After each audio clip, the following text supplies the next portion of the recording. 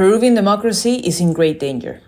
After a year and a half of his presidential term, former President Pedro Castilo announced a coup d'etat through which he sought not only to close Congress, but also to shut down and take control of all the country's political institutions. As a consequence, Pedro Castillo was removed from office by Congress and arrested by law enforcement. Dina Boluarte, Castillo's vice president, immediately stepped in.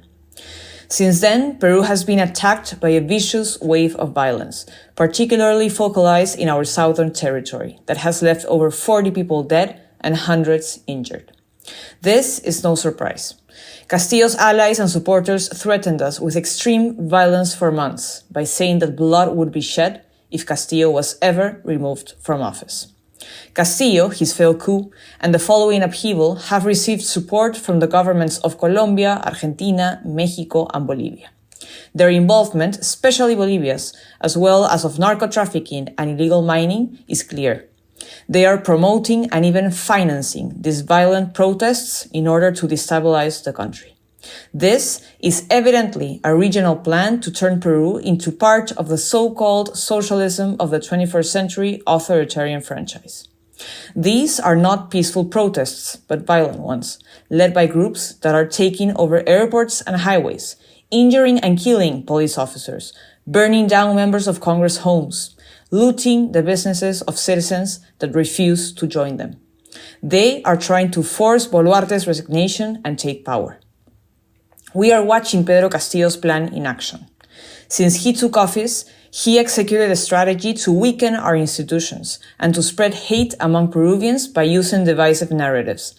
Every week, he held cabinet meetings in different parts of the country where he systematically attacked Congress, the Supreme Court, the National Prosecutor's Office, the Central Reserve Bank, private corporations, among others, and exacerbated social conflict and division.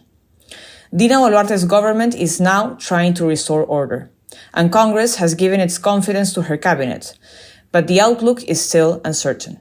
She took part of Castillo's political project. She was appointed as minister and supported him throughout his government. Only when Castillo's situation was clearly unsustainable, she stepped aside and took distance. However, it is not clear if she has discarded the political project that led her to the vice presidency. She has not ruled out a constituent assembly, which is Castillo's main platform, and has appointed people close to the former administration to the intelligence agency. Also, she is seemingly avoiding the use of legal and intelligence resources that would help restore peace.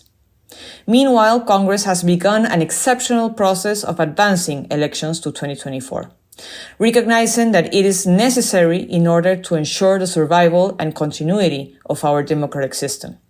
We are also pushing for political and constitutional reform because we are well aware that while the crisis we are now experiencing has been exacerbated by Castillo, it did not begin with him and it will not end with a new election. Change is necessary, but it must be attained within constitutional order. What we are really facing is subversion. Every claim by this group of writers is an excuse, a mere pretext. What they are openly demanding is for government to fall, for Congress to fall, for there to be no institutions, for there to be no resistance whatsoever to what has been their only goal since Castillo won the election, to seize power. In the face of this situation, we cannot give in to violence. Those of us who believe in the rule of law, democracy, and liberty must resist. The future of free democracy in Peru is at stake.